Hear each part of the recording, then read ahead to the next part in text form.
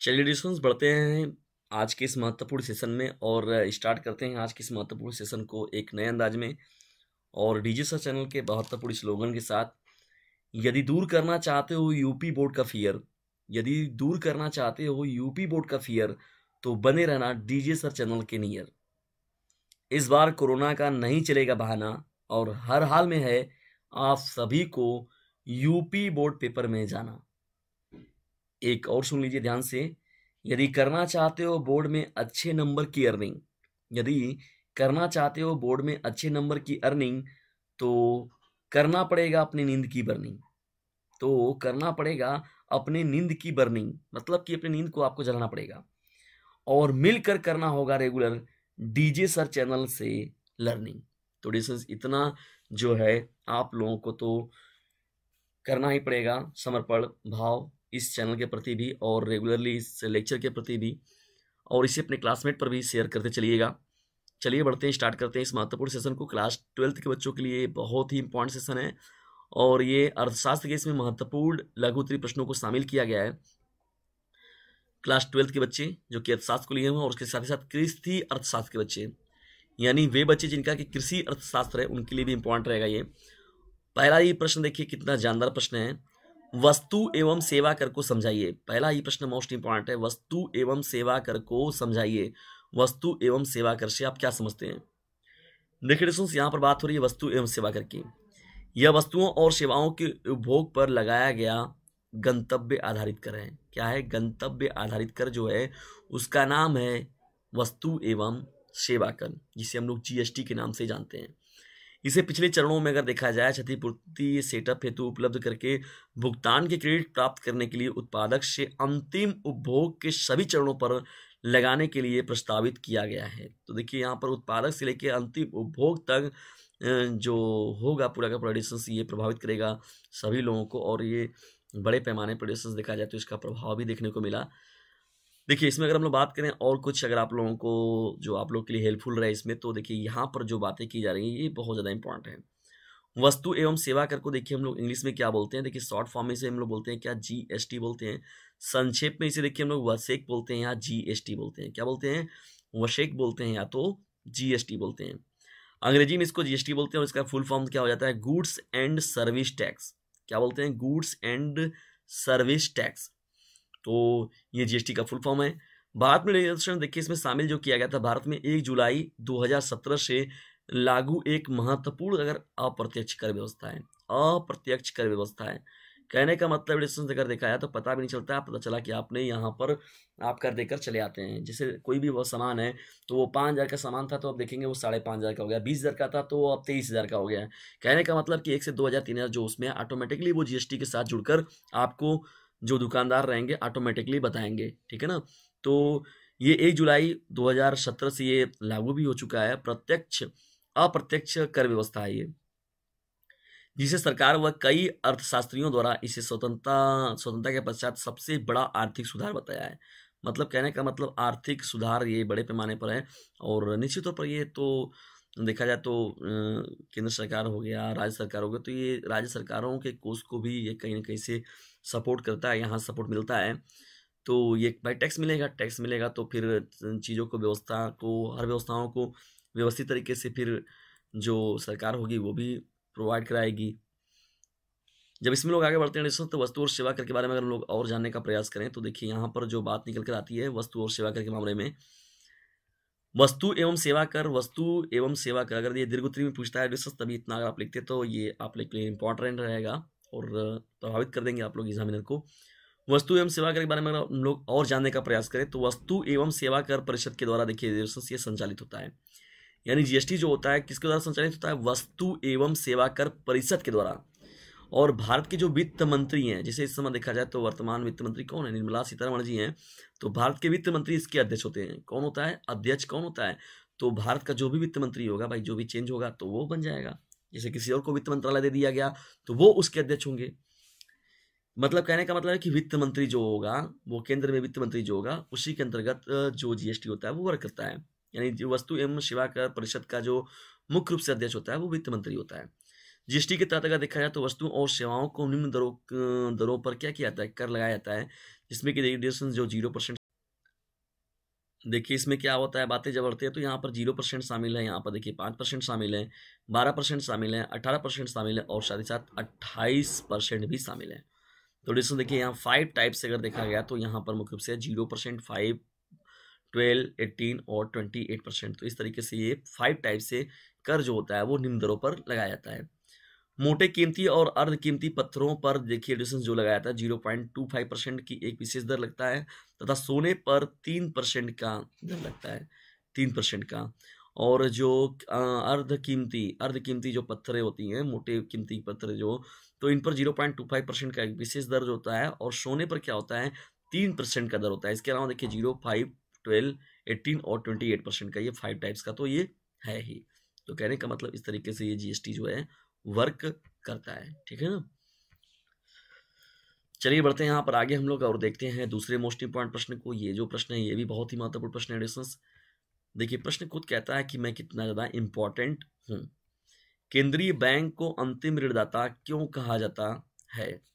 केंद्रीय बैंक को हम लोग अंतिम ऋणदाता क्यों बोलते हैं?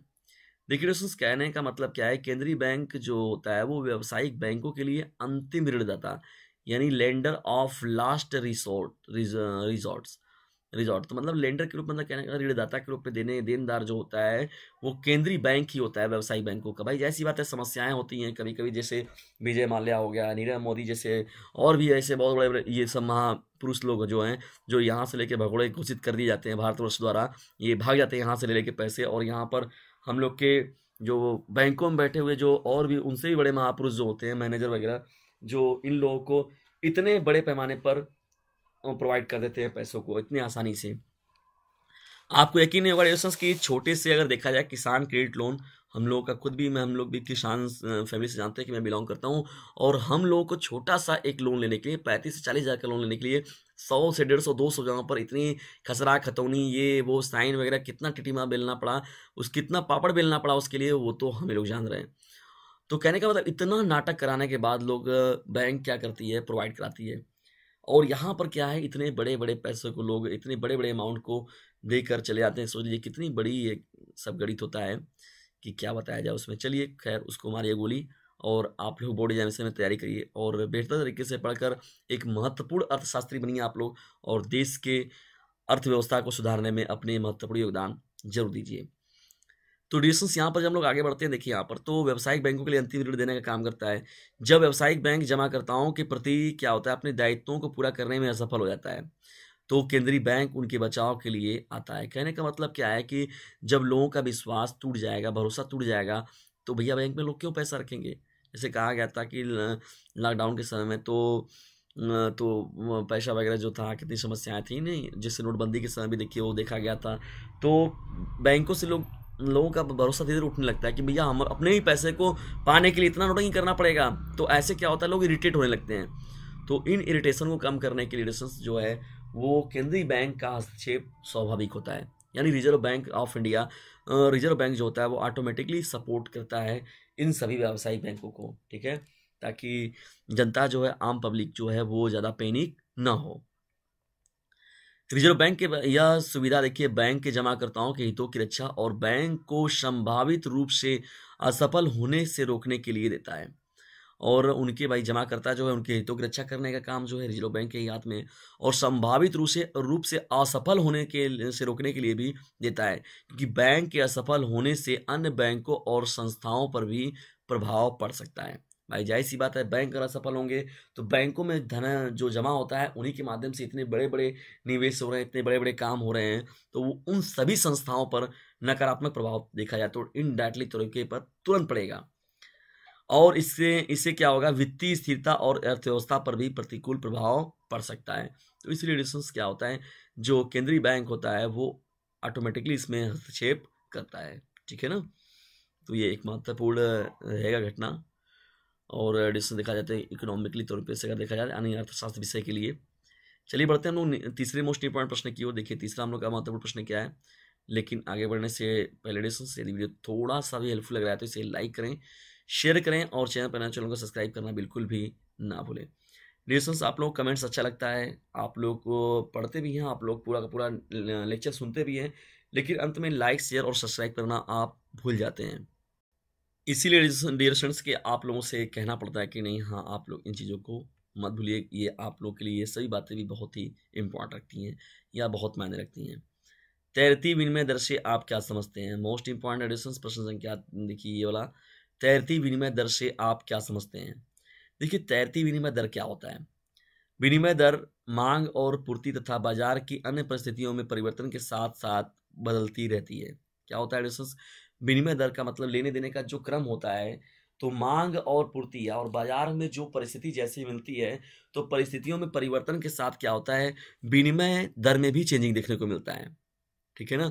तो अतः इसे क्या होता है डिस्टेंस की अस्थिर यानी अनस्टेबल बोलते हैं ना, अनस्टेबल अथवा तैरती हुई फ्लोटिंग रेट आप बोलते हैं, फ्लोटिंग विनिमय के रूप में देखते हैं, यानी तैरती विनिमय दर कहलाता है।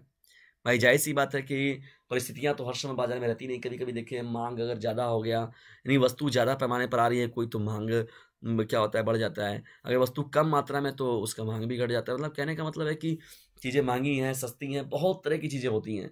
तो बाजार की परिस्थितियों के अकॉर्डिंग क्या होता है, विनिमय दर प्रभावित होता है, वो उसमें कमी और बढ़ोतरी देखा जाता है। तो उसे ही डिस्टेंस हम लोग बोलते हैं अस्थिर या तो तैरती हुई विनिमय दर। ठीक है, इसके विपरीत यदि क्या होता है डिस्टेंस की मुद्राओं के बीच कोई विनिमय अनुपात सदैव के लिए अथवा दीर्घकाल के लिए स्थिर कर दिया जाए, तो इसे स्थिर विनिमय दर कहते हैं। ठीक है ना, स्थिर विनिमय दर का मतलब क्या हो गया कि वो एक निश्चित, मतलब ये फिक्स कर दिया था कि भैया इतना जो मुद्रा है इस काम के लिए हर हाल में देना ही है, यानी इस विनिमय दर के लिए, इस विनिमय के लिए इतना मुद्रा दर जो है, विनिमय का अनुपात जो है वो सदैव के लिए क्या किया जाता है, दीर्घकाल समय के लिए स्थिर कर दिया जाता है, तो उसे हम लोग बोलते हैं स्थिर विनिमय दर। चलिए बढ़ते हैं आगे यहाँ पर और देखते हैं क्वेश्चन नंबर 4 को। देखिए चौथा हम लोग का प्रश्न क्या है, मोस्ट इंपॉर्टेंट ये प्रश्न, पूंजीवादी अर्थव्यवस्था की महत्वपूर्ण विशेषता क्या है? पूंजीवादी अर्थव्यवस्था की महत्वपूर्ण विशेषता क्या है? देखिए दोस्तों, उत्पादन के साधनों पर अगर निजी स्वामित्व का होना, पहली महत्वपूर्ण बात निकल कर आता है कि उत्पादन के साधनों पर निजी स्वामित्व का होना, ये पूंजीवादी अर्थव्यवस्था की विशेषता है। बाजार में निर्गत को बेचने के लिए उत्पादन किया जाना, श्रमिकों की सेवाओं एवं का क्रय विक्रय एक निश्चित कीमतों पर होना, जिससे मजदूरी की दर भी जिसे मजदूरी की दर भी कहते हैं हम लोग यहाँ पर। और पूंजीवादी अर्थव्यवस्था को विशेषताओं के इनकी अगर और अच्छे से समझना है तो हम लोग बढ़ते हैं थोड़ा सा और आगे। ये पूंजीवादी अर्थव्यवस्था के अंतर्गत ही ये सभी बातें देखने को मिलता है। तो कहने का मतलब क्या है कि पूंजीवादी अर्थव्यवस्था होता क्या है, इसको भी थोड़ा सा हम लोग और अच्छे से समझ लें। तो पूंजीवादी क्या होता है, आर्थिक पद्धति है, एक ऐसी अर्थव्यवस्था की ऐसी आर्थिक पद्धति है जिसमें पूंजी के निजी जो स्वामित्व होते हैं, निजी का मतलब कि जिनके द्वारा ये व्यवस्था अर्थव्यवस्था शुरू की जाती है, जैसे कोई अपना कोई बिजनेस स्टार्ट कर दिया, किसी व्यक्ति का अपना कोई काम स्टार्ट हुआ, तो जिसमें पूंजी के निजी स्वामित्व जो होते हैं उत्पादन के साधनों पर वो व्यक्तिगत रूप से नियंत्रण रखते हैं। क्या करते हैं, उत्पादन के साधनों पर व्यक्तिगत उनका नियंत्रण होता है।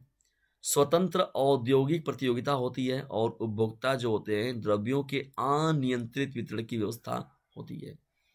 पूंजीवाद की कभी कोई निश्चित परिभाषा स्थिर नहीं हुई। देश हो गया, काल हो गया और नैतिक मूल्यों के अनुसार जो होते हैं इसके भिन्न भिन्न रूप बनते रहते हैं। भाई जाहिर सी बात है, जब व्यवस्थाएं बदलती हैं, तरीके बदलते हैं, तो उसके अकॉर्डिंग क्या होता है कि ये सभी चीज़ें भी बदल दी जाती हैं ना। तो परिवर्तन देखने को मिलता है पूंजीवादी अर्थव्यवस्था में। तो ये यहाँ पर इतना ये महत्वपूर्ण ये जो बातें बताई गई आप लोगों को, यहाँ से पूंजी अर्थव्यवस्था जो है वो और अच्छे से क्लियर हुआ होगा। ठीक है ना दोस्तों, चलिए बढ़ते हैं यहाँ पर हम लोग आगे यहाँ पर और देखते हैं पांचवें प्रश्न को। पांचवा देखिए हम लोग का प्रश्न क्या है, मोस्ट इंपॉर्टेंट ये भी प्रश्न रहेगा। ये लघुत्तरी प्रश्नों की सीरीज चल रहा है दोस्तों, लघुत्तरी प्रश्नों का सीरीज, और ये अर्थव्यवस्था का महत्व, अर्थशास्त्र का महत्वपूर्ण सेशन है। पूर्ण प्रतिस्पर्धा क्या है? पूर्ण प्रतिस्पर्धा क्या है? पूर्ण प्रतिस्पर्धा में कीमत का निर्धारण कैसे होता है? पूर्ण प्रतिस्पर्धा की बात करें, हम लोग पूर्ण उपयोगिता की बात करें ना, तो प्रतिस्पर्धा को ध्यान में रखिएगा। प्रतियोगिता की बात करें हम लोग, देखिए यहाँ पर पूर्ण प्रतियोगिता के बारे में के आधार पर ही बताया गया, तो प्रतिस्पर्धा पूछिए या तो प्रतियोगिता पूछिए, तो कंफ्यूज नहीं होना है बिल्कुल भी, इस बात को ध्यान में रखिएगा। देखिए पूर्ण प्रतियोगिता बाजार के उस रूप का नाम है जिसमें विक्रेताओं की संख्या की कोई सीमा नहीं होती है। यानी पूर्ण प्रतियोगिता का बाजार क्या होता है, उस रूप का होता है प्रतिस्पर्धा के बारे में जिसमें विक्रेताओं की संख्या का कोई सीमा नहीं होता है।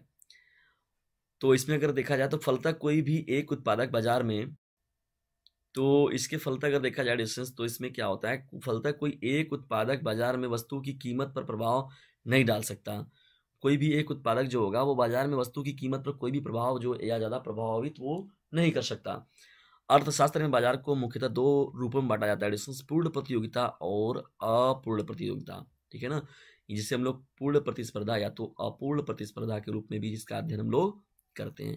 देखिए प्रश्न में जो था वहां पर पूर्ण प्रतिस्पर्धा की बात हुई थी, तो पूर्ण प्रतिस्पर्धा कहे या तो पूर्ण प्रतियोगिता कहे तो एक ही चीज है, अपूर्ण प्रतिस्पर्धा कहे या तो अपूर्ण प्रतियोगिता कहे तो वो दोनों चीजें एक ही रहेंगी। ठीक है ना, तो प्रतिस्पर्धा और जो प्रतियोगिता है इसमें कंफ्यूज होने की बिल्कुल भी जरूरत नहीं है डिस्टेंस। चलिए बढ़ते हैं यहाँ पर आगे, यहाँ पर हम लोग डिस्टेंस, तो यहाँ पर देखिए और क्या बातें हो रही हैं यहाँ पर। देखिए इसमें जो महत्वपूर्ण चीजें हैं, पूर्ण प्रतियोगिता की स्थिति में अगर देखा जाए तो किसी वस्तु का मूल्य उसके सीमांत तुष्टि गुण और सीमांत उत्पादक लागत के मध्य मांग और पूर्ति की सापेक्षिक शक्तियों के द्वारा उस बिंदु पर निर्धारित होती है। सापेक्षिक शक्तियां जो होती हैं उनके, तो उस बिंदु पर इसको निर्धारित किया जाता है जहां वस्तु की मांग और पूर्ति बराबर होती है। अतः वस्तु के मूल्य निर्धारण में मांग और पूर्ति दोनों पक्षों का होना महत्वपूर्ण है। भाई जाहिर सी बात है, मूल्य निर्धारण देखिए कैसे होता है। देखिए इसी को मांग के नियम में भी बताया गया था इस बात को, यानी मूल्य निर्धारण किसी का भी अगर करेंगे किसी वस्तु के लिए, तो मांग और पूर्ति उन दोनों पक्षों के बारे में जानकारी जो है होना जरूरी है। यानी उन दोनों पक्षों की जानकारी का अध्ययन होना नितांत आवश्यक है, तभी आप लोग जो हैं मांग के नियम को या प्रतिस्पर्धा और स्पर्धा की जो बात हो रही है यहाँ पर मूल्य निर्धारण कर सकते हैं। तो डिस्टेंस ये रहा आज का महत्वपूर्ण सेशन। आज का ये महत्वपूर्ण सेशन आप लोग कैसा लगा इसके बारे में कमेंट बॉक्स में हमें ज़रूर बताएं, और यदि वीडियो थोड़ा सा भी हेल्पफुल लगा हो आप लोग के लिए तो इसे लाइक करें, शेयर करें, और चैनल पर आए तो चैनल को सब्सक्राइब करना बिल्कुल भी ना भूलें। और डिस्टेंस एक बात और याद रखिएगा, एक नंबर जो ये दिख रहा है इस नंबर को जाइए, इस नंबर से तुरंत जाकर व्हाट्सएप मैसेज ज़रूर कीजिएगा और डिस्टेंस ज्वाइन कर लीजिए डीजे सर चैनल का, और ये महत्वपूर्ण PDF वगैरह जो है उन सभी को भी प्राप्त कीजिए। 950 690 हो गया यहाँ पर, देखिए जल्दीबाजी में यहाँ पर गड़बड़ हो जा रहा है, नंबर को देख लीजिए डिस्टेंस 950 हो गया, फिर आपका क्या हो जाएगा 690 हो जाएगा। ठीक है, क्या हो जाएगा 950 के बाद 690 हो जाएगा, 690, और उसके बाद फिर होगा आप लोगों का 285 हो जाएगा। क्या हो जाएगा डिस्टेंस 285, और लास्ट में हो जाएगा ये 7। तो 950 690 285 7 नाम का जो ये नंबर है, इस नंबर को ज्वाइन कीजिए और पाइए और प्रॉफिट जो है डीजे सर चैनल का उसे दूर तक फैलाइए।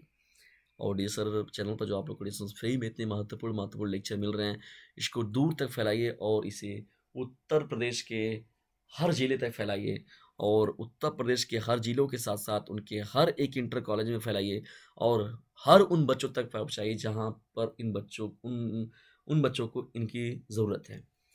प्राइवेट के बच्चे हों चाहे वो रेगुलर बच्चे हों, सभी पर भेजिए डिस्टेंस। निश्चित तौर पर ये जो सेशन है उन सभी के लिए इम्पॉर्टेंट रहेगा, और ये उत्तर प्रदेश के साथ ही साथ अदर स्टेट के जो बच्चे हैं उनके लिए भी इम्पॉर्टेंट रहेगा, लेकिन मोस्ट इम्पॉर्टेंट अगर देखा जाए तो ये उत्तर प्रदेश के बच्चों के लिए बहुत ज़्यादा इम्पॉर्टेंट है। और अर्थशास्त्र का जो पेपर एडिशंस आप लोग का 1 मार्च को है, ये मत भूलिएगा, 1 मार्च को आप लोगों का अर्थशास्त्र का पेपर है, तो कमर कस के तैयार हो जाइए क्योंकि इस बार है आपकी बारी। ठीक है, तो तैयार हो जाइए, बेस्ट तरीके से अपना पेपर दीजिए और यूपी बोर्ड एग्जामिनेशन में अपनी एक अलग पहचान बनाइए। वीडियो को अंत तक देखने के लिए आप सभी लोगों का हृदय की गहराइयों से विनम्रतापूर्वक धन्यवाद।